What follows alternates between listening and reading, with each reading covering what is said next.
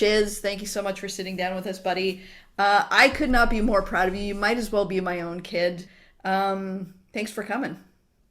Thank you for having me. So, I asked you recently if you'd be willing to sit down and have a chat because your story is so inspirational and it's going to mean a lot to so many people. So, just to recap, you just at 21 years old, 5 feet tall, just got hired with the Toronto Fire Department. What does that feel like? Sometimes it still doesn't feel real. I feel like a lot of the times when I'm in my uniform, I have to, I always love to just like glance over at my shoulder and see that patch, that Toronto patch, just to like almost like a pinch me, I'm dreaming feeling. Cause Mm, I feel like the past 2, 3 years of my life has totally been what can I do to become a firefighter? And now that I am, like, it's still hard to believe. that's amazing. So, I had the privilege of meeting you. For those of you who are listening, we run a junior female firefighter boot camp, and it's basically aimed at like teen girls age 15 to 19, I think it is, and it's to expose girls to firefighting for sure, but also possibility. And so each time we do this, we get a, 20 girls that come through and, they're excited and they want to be there and stuff. But there was something drastically different about you because you participated in the camp. And I remember, and I said this to you before we started recording, I remember noticing you at the very beginning of day two because I remember you were always standing at the back of the class. You had your hands behind your back and you were just listening in a way that was not typical for the rest of the girls in your group. I remember that you would come up to the instructor afterwards and thank them for their time and also ask really smart questions because you were switched on and you were paying attention and you were doing all the things. And you weren't there to take selfies and you weren't there to like to get attention and you weren't giggling with the other girls. And you fit in perfectly. But I remember thinking, this girl's got it. Like, this girl's got the thing. Can you talk about before you applied for the camp? At one point, you heard about it. What did that feel like when you decided you were going to participate? And then when you walked in the first day, the second day, the third day, what kind of transformation did you feel? Because before you walked in the door and realized this might be something I might do, there was a moment just before that where you're like, I don't know. Man, that it's a good question because like right before Camp Ignite was a weird transitional time in my life. So right after high school, I went to uni for social work and I immediately hated it. I knew it wasn't for me. I tried to stick it through, but right away, like I knew that that was not my calling. That was not meant for me. And I had just dropped out of school and I was working a bunch of weird, odd jobs, like not knowing what to do with my life. I was working at the airport at the time as a ramp agent, just like stacking luggage in the back of airplanes, just hating my life. I was constantly on Indeed, that job website, uh, Okay. for jobs, just imagining what I could be doing with my life or what could be making me happier. And I randomly came across Camp Ignite. I had never heard of it. The thought of being a firefighter had never in my life like crossed my mind. I'd never seen a firefighter that looked like me until I had met you. And so it was not on my radar at all. So when I read what Camp Ignite was, I thought it was cool. Like I got to climb ladders. We got to do forcible entry. You got to do search and rescue. And even when I read that listing and I applied to camp, in my head, I never thought, hey, you know what? Maybe this is something I'm gonna like and a career that I might want to do one day. Because it's still like it was not possible in my mind for me to be a. Mm-hmm. It was so unrealistic. I just thought it was going to be like a fun week and something cool to tell my friends and family about.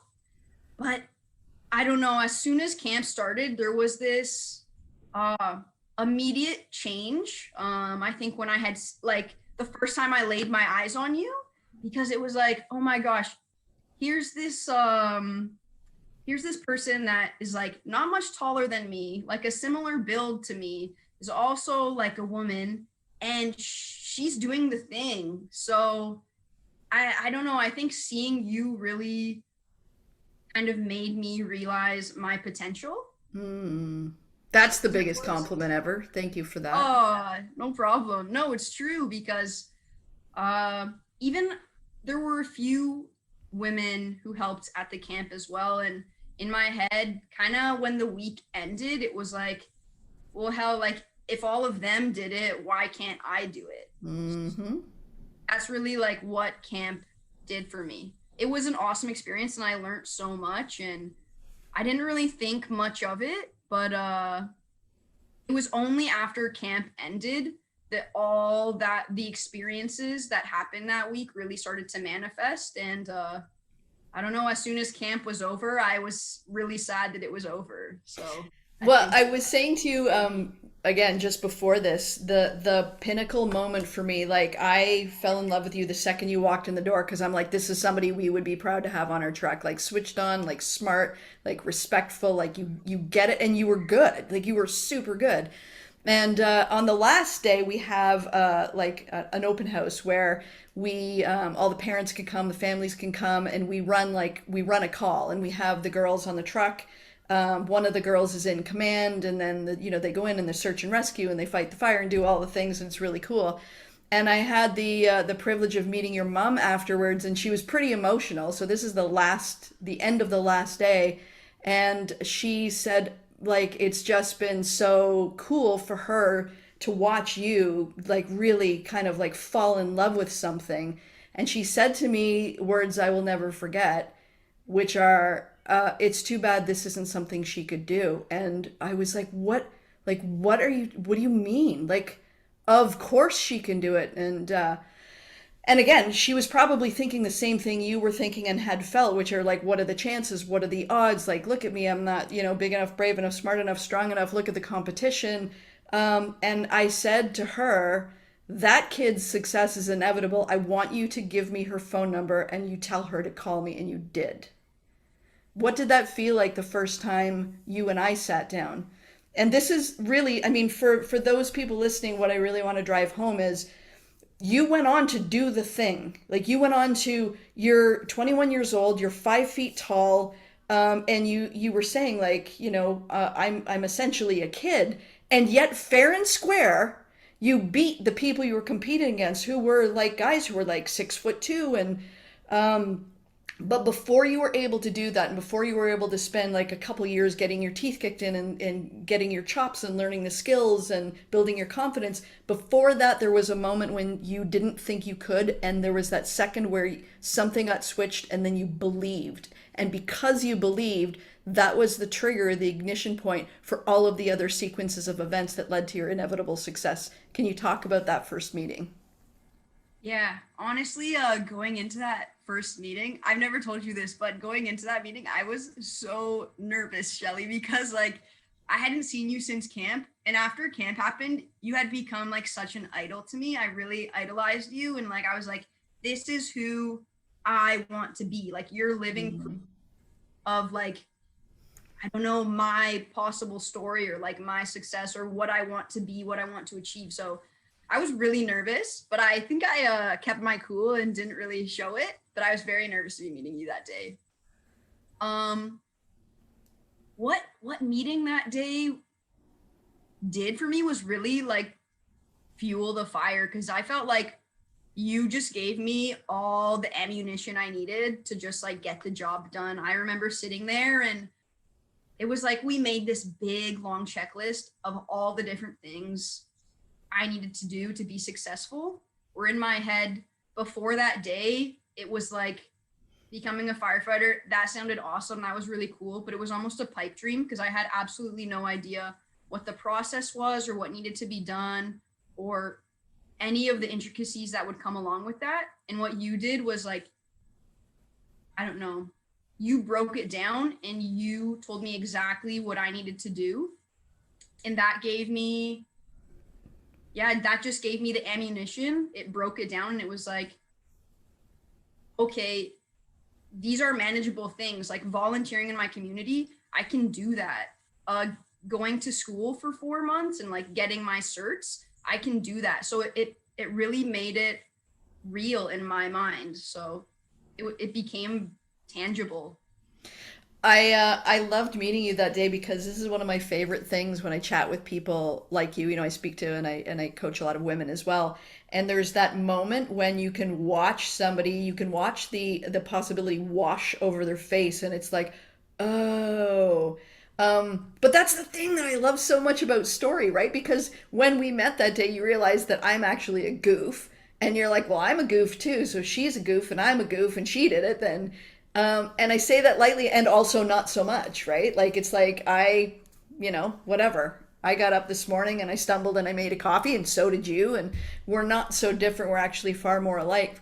And that's part of the reason I love doing stories is I was telling you at the top again, my entire motto is believe, belong, become. And so you became the thing, but in between there also, I wanted you to feel in your bones that like you belong with me. Like you belong here. You're worthy of being here. You're going to be able to do it and earn it and all of the things. And so I said to you, okay, here's the massive checklist of things I want you to do. And I call it the triple O, the order of operations, which is like what I got to do and what I got to do first. So I said, go get your schooling. If you go get your schooling, you're welcome to reach out to me then. And the truth is, a lot of people, I've sat down for that coffee meeting many, many times. A lot of people don't call me back, and you did. And so, what was the second meeting like? Because I remember telling you, okay, you have now the bare minimum, but they are going to look at you in an interview. You're the same size as me, 5 feet tall, not a big person. They're going to look at you and they're going to think you can, so you have to do something that is a little more rugged or a little more aggressive or a little dirty and gritty, because they're going to doubt you, and we need to not leave any wiggle room for that. What was that like after the second meeting when I'm like, go and get your teeth kicked in? Yeah, I remember that too. I remember meeting that time and just feeling like, okay, I got my school done. This is something I really want. I'm hungry. What do I have to do next?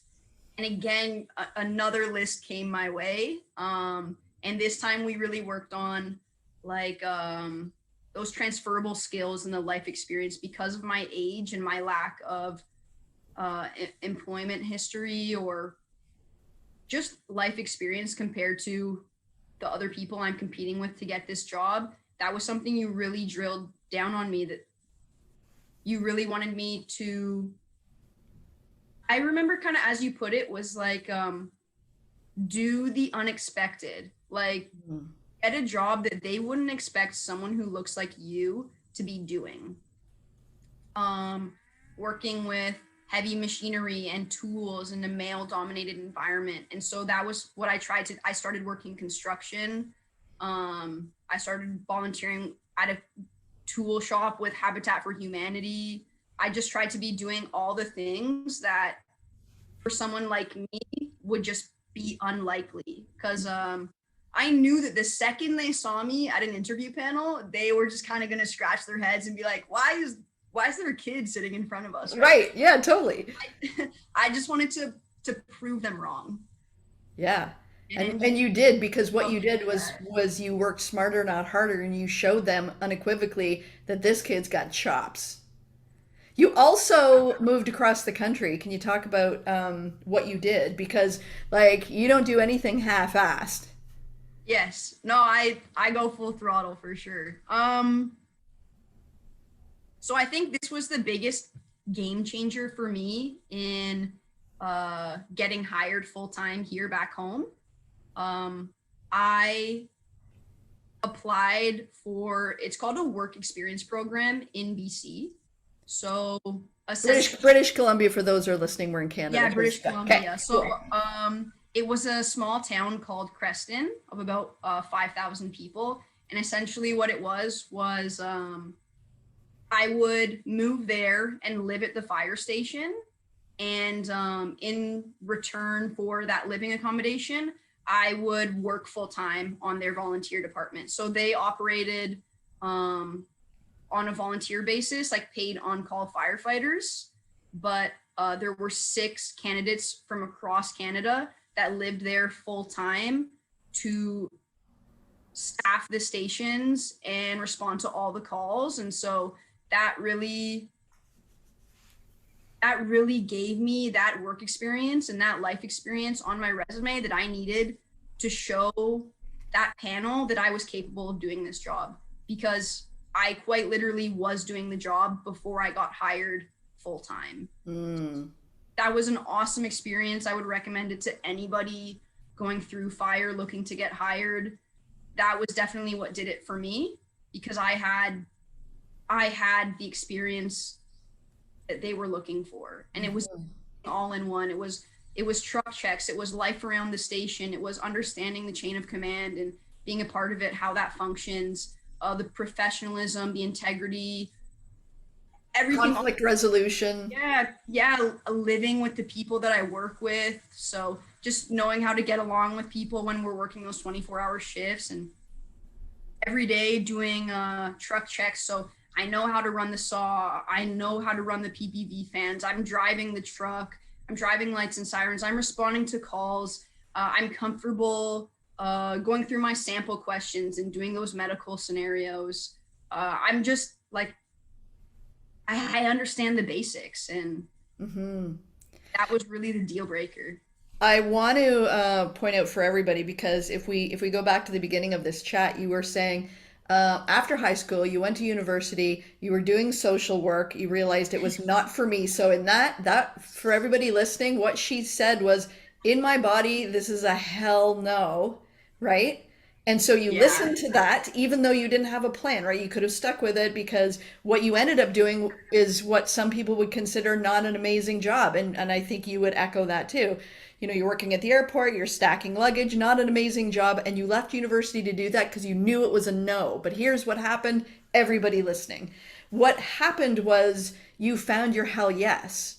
And when you found your hell yes, that was the thing that you're like, okay, you can triple down and go all in on.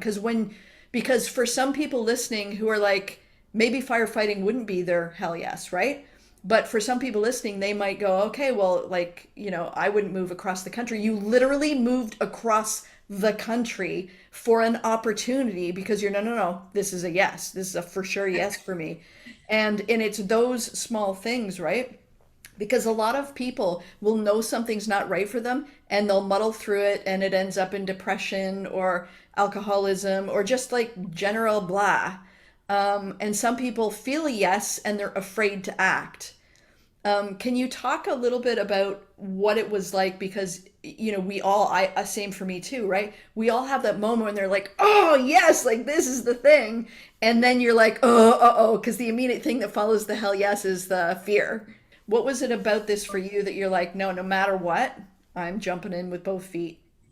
Okay, so for me, where I really struggled and where I really started to question if firefighting was for me was when I was initially, the first time I had to go through all the testing. So after I had finished school and had to go through the fitness tests and aptitude tests, because the first time I ran into those, yeah, they didn't go so great. I've always been in good shape and very fit, but firefighter fit is definitely a different kind of.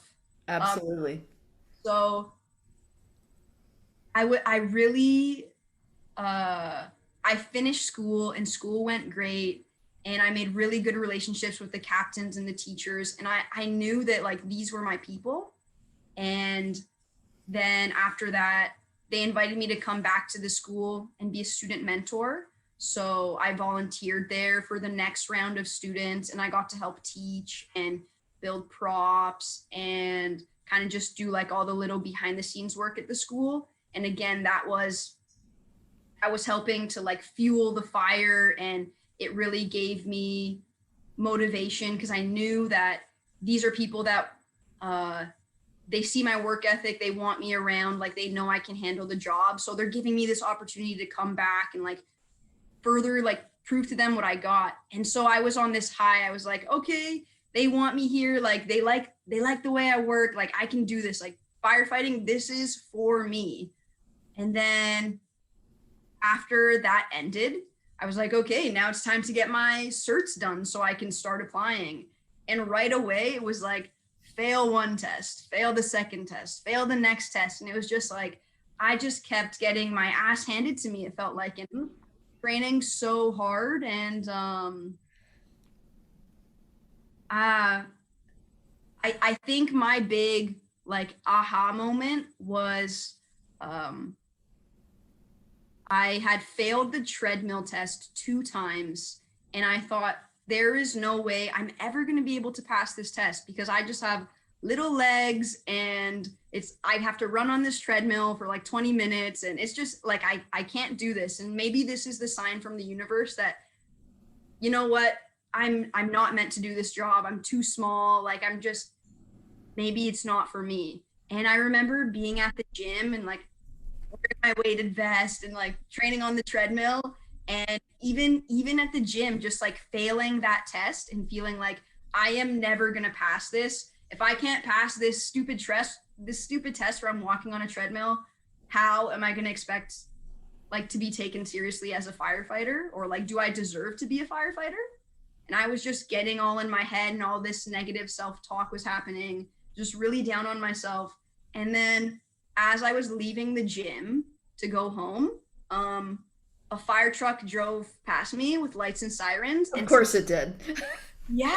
And to me, I think that was such a significant moment. And like that timing, it was meant to be, because it was when I was like at such a low, and it was like the universe sent me this. And it was it.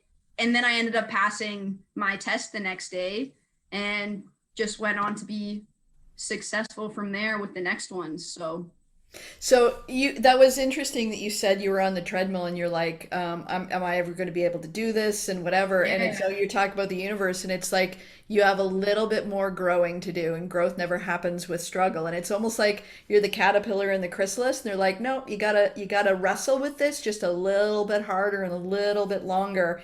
Because sometimes when things are hard and we feel like it's the universe saying no, it's not. It's the universe saying not yet. Bring me more. I like that. So you readied your body, you got your teeth kicked in, you built the strength, you built the endurance, you passed the test. Then my phone rings again, and you said, I have an interview. And I'm like, oh, this is my juice. Like, this is the best place I shine, because I know story. And the truth is, when you get to the interview, any of those people are hireable. They don't bring people to the interview who are unqualified. Literally, you could take any one of them. And that is the opportunity to tell them why, and to tell them how, and to tell them that you understand their challenges in the things they face as leaders and managers and chiefs and administrators. What was that process like going for you when we were talking about, like, here's what they're actually looking for? Think about it this way. And then what did it feel like when you finally executed on the interview? Because this is my favorite. I feel like I owe you so much. And the interview, I think, is where you helped me the most, because that is something I really struggled with. I had several interviews. They had all been unsuccessful. And then finally, when I got the interview that mattered, one where I was like, okay, this is the department I want. It's game time. Like, let's go. Like, I'm not gonna waste my time making the same mistakes I made in the last interview. And I knew that if anyone could help me, it was you. Because and the thing is, you didn't know what the mistakes were because you can't read a label from inside the bottle, right? You're like, I didn't. Yeah. What was the biggest mindset shift or thing that you learned during our chats where you're like, oh, okay. Honestly, like, that I'm not special was kind of like the mindset I had, because I remember you saying, these guys that are on the interview panel, they are tired. They have had the same conversation with 50 other people before you. Your resume looks just like the person before you. Like, you need to separate yourself. You need to. I went into it because of you. You helped me realize that, like, I really needed to stand out, because in all my interviews in the past, I had given really canned answers and kind of told them the things I thought they wanted to hear from me. And they weren't incorrect either. However, But they were scripted, and they were not very genuine. So for this last interview, the one that really mattered, I wanted to, the mindset you gave me was show them that you're the type of person that they want on their team. And that's what I had to do. And I said that at the end of my interview, kind of when I was closing off and thanking them each individually for the opportunity and the time to sit down with me. I think one of the last things I said was like, I hope that after this interview, I've proven to you guys that I am the type of person that you guys want on your team, and I would be honored if given the opportunity to work for you. And then they were all smiling and nodding, and I just felt so good. well, I knew you nailed it. And here's the thing: I knew you at this point fairly well, and I knew that you are the person that we want on our team. And my biggest regret is my department didn't get to hire you. I've told you that many times. Yeah. Um, but the thing in the interview, and it doesn't matter if you're a coach or an author, a speaker, an entrepreneur, your audience gets no jobs, right? And so Yes. for the interview, or even if you're speaking with clients or customers, or whatever that looks like in communication, you cannot leave anything for somebody else to figure out, especially in that scenario, because you were like I said, you might have been the 20th person they've sat down with that day, and they've heard 25 canned answers.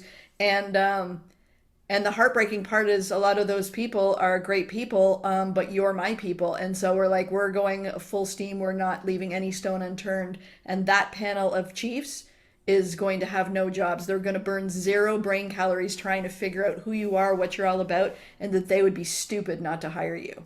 Oh, I need to tell you something I haven't told you before, but one time in class we had a chief come in, and he was one of our instructors that day. And immediately he looked at me and he said, "You you lived in BC before this, didn't you?" And I said, yes. And he said, "You're from Mississauga." And I said, "Yeah, yes, I am, sir." And he's like, "I interviewed you. I'm so happy to see that you got the job. Like, I you were one of my best interviews." And then it meant so much to me that he did that.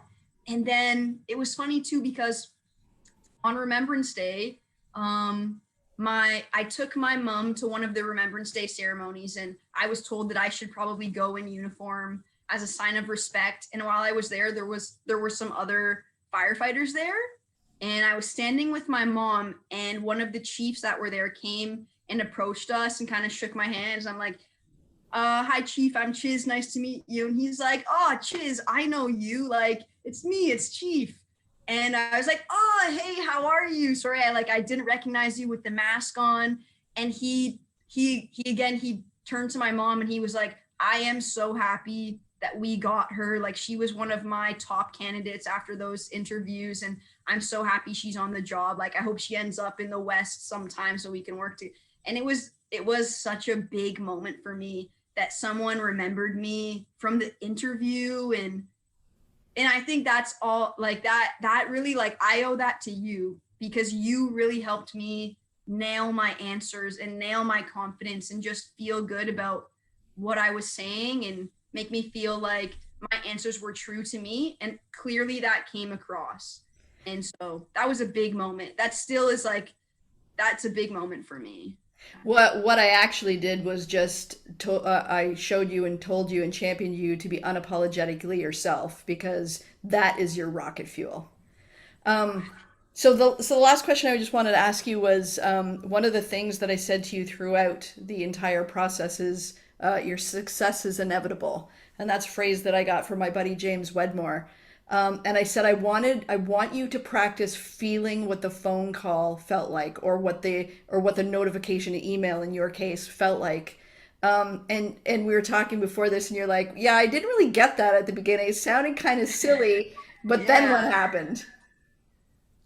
It worked. I think I've never been good at like visualizing or imagining things happening. And so when you said to just like imagine getting that phone call, like imagine what that feels like, I was like, what does Shelli mean? Imagine this. Like I don't just want to imagine, like I want it to happen. I want to feel it when it happens. But every time I started imagining that phone call or what that email was going to feel like, again, like it was just like, it was giving me an adrenaline rush or making me feel like all these good feelings, this dopamine, like that this was going to happen. And then it inevitably it did happen. And it felt a lot more intense than I thought it was going to.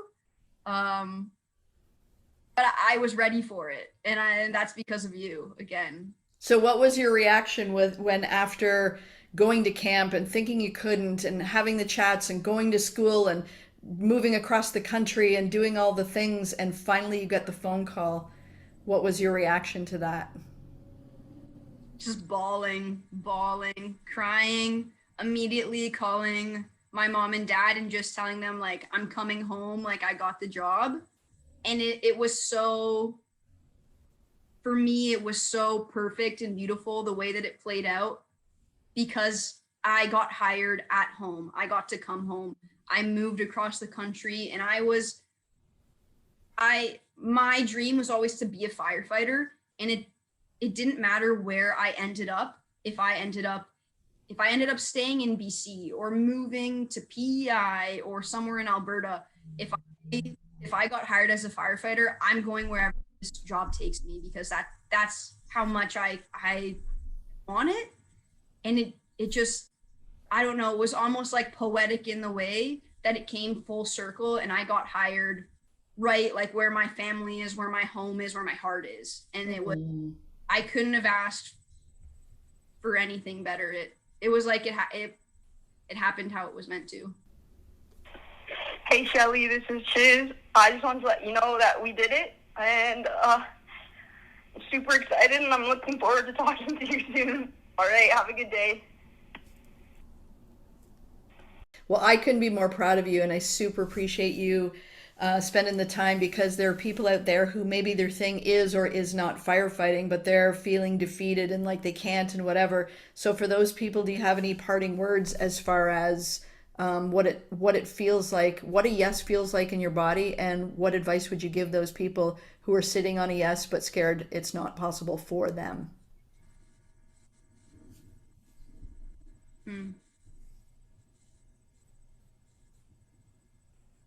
I think just like what you said is that as long as you want it and you're willing to put the work in, like success is inevitable. I think I would really drive home, because even with myself, it seemed like this big unrealistic goal. Again, like I'm just a kid, I'm so young, I don't have the experience, I'm so tiny, like can I really do this job? And then slowly making the plan, getting that checklist, and just taking it one step at a time, really knocking off all the items off the list that you can, and making that big mountain just like a little bit smaller and smaller and smaller. Well, the thing is, at the beginning of it, you're like, well, that's not me. I wouldn't have it. I would, I don't have any skills or experience. But the truth is, when you say yes and when you take action, you become the thing you need to be. And the truth is, a belief in a limitation is more powerful than the limitation itself. So it's really just, like you said, baby steps and moving in the right direction and knowing for sure that your success is inevitable. And if you keep moving, it's on its way. Yeah. Just keep working and it'll happen. I love you. I'm so proud of you, buddy. You're the best. I really couldn't have done any of this without you. I owe you so much, Shelli. Well, you're stuck with me for the rest of your life, so there we go. Lucky me. Thanks you so much for having me today. Appreciate you. Thanks so much for hanging out with us today on The Yes Effect Show. If you like this episode, it'd be amazing if you could rate it, review it, and share it with a friend, wherever you listen to your podcasts. And lastly, if you want a behind-the-scenes look, we're going to continue the conversation in the Facebook group, The Yes Effect Inner Circle. So hop on over there. a place to believe, belong, and become.